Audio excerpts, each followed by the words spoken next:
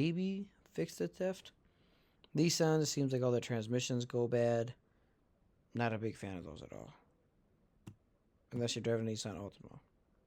Then maybe you're fun. Cold calling. This was something random I came up with. Just a quick model.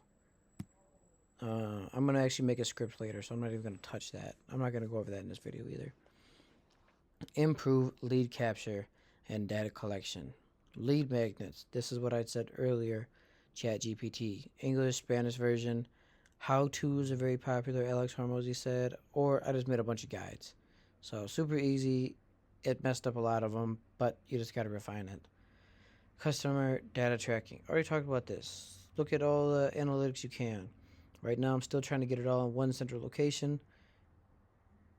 I'm supposed to have that fixed yesterday, but just some stuff happened.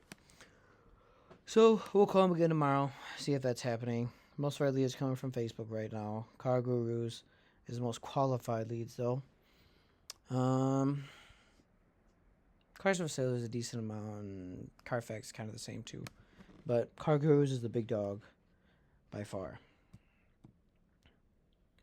Social media and community engagement. This is what we're just saying. We're going to post 4 to 5 times a day on everything. Why are we going to do it? Build an audience, testimonials, promotions, blah, blah, blah. Multilingual approach. Obviously English and Spanish for obvious reasons. Local partnerships. Now, this is kind of a stretch here. We did have one. Partner with local repair shops. We have our own maintenance guys that don't need that. But it actually could be good for people who want to get a vehicle checked out. Just so we know somebody's close. And that they are honest. Detailers. We have our own detailers too. This is, once again, I made this before I knew anything about the business. Or anything in depth, I guess. Gas station referrals. That ain't gonna happen. But we did get a little partnership for a downsizing sale with the very small car wash. None of the big ones. But a small one. They give us 10 free. We'll give them a shout out on Facebook or something. I don't know. It's been just a helmet fire there right now. So, we'll figure it out later. You know, quadrant 1, 2, or whatever that book goes. Focus on finding products to give to customers, like a car wash, as a bonus and be paid by the supplier for marketing. Well, we got half of that. This is not a super big form of operation. So, yeah. Second part didn't go. First part, we got some free car washes. We got 10. Fantastic. Posting in Spanish. Here is some statistics. People like it if you speak Spanish as your first language. You only speak Spanish. They tend to like it. Imagine that. But you got to get stats to back it up. All right. Building trust and leveraging reviews. Incentivize feedback. Oh, my bad. That started with number 2. This is just a quick cycle. Gamma made this up. I forgot to say. Gamma made this entire presentation. I just altered it, but it laid down the bones. So, building trust and leveraging reviews. He had like 23 reviews, but in business for 25 years. So, request reviews for Google reviews. We need some of them. Incentivize feedback. Give a free car wash for leaving a review. Or showcase success stories. You could give away a free gas Friday, which is too frequent. So, we're just going to do a monthly $50 gas card. Can't do 20th customer because we don't have 20 customers. At least not in a month. Incorporate marketing. Include testimonials and ads. I did make one of those, just not a video one. It's on our Google reviews and website. Here we go. We're almost done. On-site experience. Super simple. First impression. Clean the lot out. Give them space to park. Don't have a whole bunch of not ready cars on the lot that look terrible. Test drive process. Streamline procedures and dedicated route. So you should have a dedicated route because I get lost. And I don't bring my phone out there. Not smart. So, yeah. I got 2 routes, but then if they take a left instead of a right the first turn, then I'm screwed. But whatever. Some people don't even want to test drive. They just sit in the car run it through the transmission, stationary, then they buy the car. That's insane to me. But, to each their own. Sales experience, show inspection checklists. Kind of hard to do. Our maintenance guy, two of them, they don't speak any English, so they can talk to people in Spanish pretty well. But I also don't want to just take videos, random videos, because we're not the peppy office thing. We're just more reserved, nice guys who don't want to be in front of the camera, as you can tell from this YouTube channel. Dave, if you're watching, the only one watching again, hello. Oh, the Mac is gonna die soon. Alright, offer additional bonuses. That's okay. This went terribly bad. Lead growth. That doubled. So instead of 30%, 200%. Monthly sales. Up from 10 cars per month. That was the first goal. 10 cars per month. We actually hit that, which was fantastic. I think we sold... Numbers are getting blurry now, but 12? I think 12. No, it was 10 in April, but I had an extra week in March. That was 12. So 12 cars in 5 weeks. Referral increase. I haven't done that. Yeah. Test drive rate, 25%. That went way up because our lead growth had a lot more people coming in.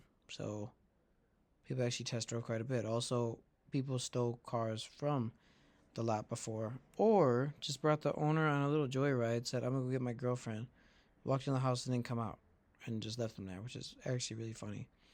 But not good for business. So, got more leads, got another person to ride with them. Cool.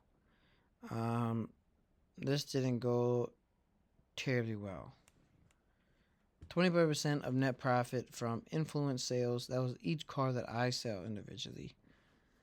And then 5% of all the sales that I'm not in part of, just in case I'm gone on another trip. So I'm working, or it's just a result from the marketing that I've already done in the past that he wouldn't have had before. Or if there's two customers that come in for the downsizing sale, I talk to one, he talks to the other. I still get a hit of that because they're both coming in for the downsizing sale. An additional milestone for $2,500 for an average of 25 cars monthly in the first 3 months. That's for an average. ChatGPT came up with that. I thought it was pretty good. It looked like I was going to make a lot of cash. Then he proposed back. He gave me two options. First one was terrible. Second one, actually the first one wasn't terrible. 15% of the cars that I sell, $2,000 for a salary per month, or 20% of the cars we sell. And I was gauging between the, as you can see here, $3,500 profit. That was at $3,000 to $4,000, which I found out was incorrect. But if each one of them was $3,500, it would be 11 cars, maybe like 10.7 or something like that, for a break-even point between the two options. And I'm like, all right, let's not try to do what I've done before, take a salary, cut down on the work, and then try to like double work the jobs. Like, let's try to blow this thing up and take the commission. Took the commission, then obviously I haven't gotten paid. So retalk that. Also, if I'm doing maintenance records, I'm not selling cars. Or if they're on Sundays, you can't sell cars on Sunday. I'm doing maintenance records, and you can only stretch this goes into sales so far. So then I found out you have to basically include everything else, not just the maintenance, obviously the labor, but every time there's a detailing or any marketing stuff that goes in there, he's not going to take it 80% off that. He's going to take off every single expense down to the telephone and utilities of the building, which I don't know how we're going to do that. split up a telephone bill between 10 cars. I have no idea. But maybe we'll figure that out later. Right now, I'm just trying to get some cash. But this is what. All right, this is the last slide, or it is the last slide. This is what I told them. Critical data needs for strategic decision making. I needed to know everything in his inventory. Medium price, mode price, which is the most common one. The year, model, basically creating an avatar of what inventory he had. Next one was going to be lead conversion tracking. I need to start monitoring the rates of all messages, visits, test drives, purchases. That's been pretty hard to collect all that data because people come in and out for customers and this and that. It gets pretty challenging to do all that. But I did start a little something that I'll talk about later maybe. All right, marketing. We started doing it, but we have no form of a budget because I don't know any of his cash flows, and he does. He's been way behind by doing everything by himself. So none of the data though that I had, or that I wanted, or a majority of it, I should say, especially with cash flows, I can't get any of it.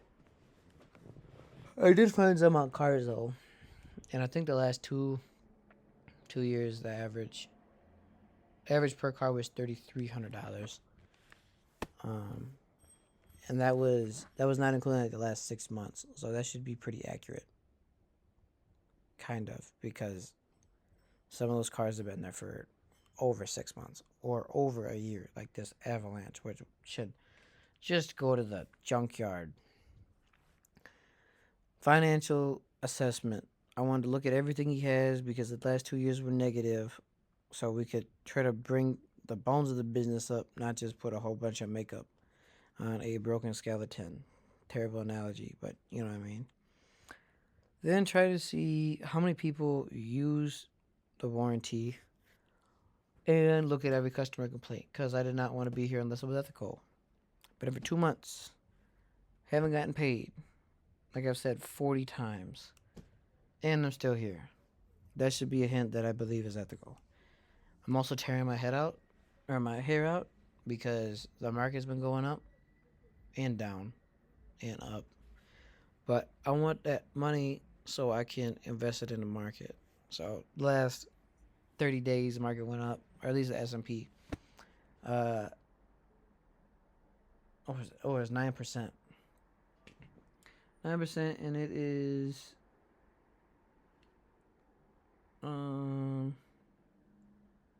I think the 15th. Yeah, 15th. I think I checked it yesterday. Put up 9%. So if I do that, if I put $7,000 in the S&P, which is not a stretch, because on Tuesday I put in 25,000. So could have added an extra 7 in there. Still got cash left over on the side right now, but it would have been like $650 or $680. So yeah, supposed to get 7,500 or now maybe 7,600 tomorrow.